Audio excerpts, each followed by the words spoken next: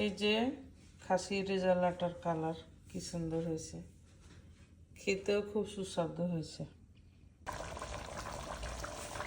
আজকে আমি খাসি রেজালা রান্না করব মাদার্স ডে উপলক্ষে।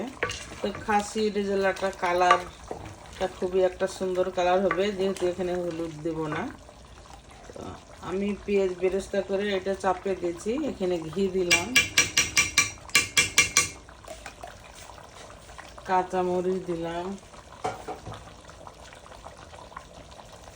এটা হলো আমার নিজের হাতে তৈরি করা খাসির রেজালার মশলা,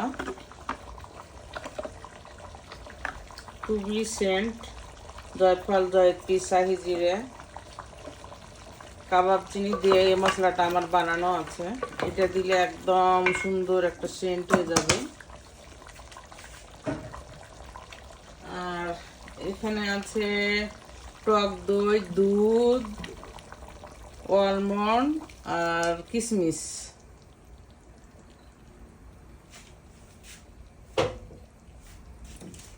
এটা স্লো হিটে রান্না করব এবং খেতে অত্যন্ত সুস্বাদু হয়। এটা খাসি রেজালাটা বাচ্চারা পছন্দ করে এবং মাদার্স ডে উপলক্ষে আমি এটা বাচ্চাদের রান্না করছি এবং তাদেরকে সারপ্রাইজ দেব।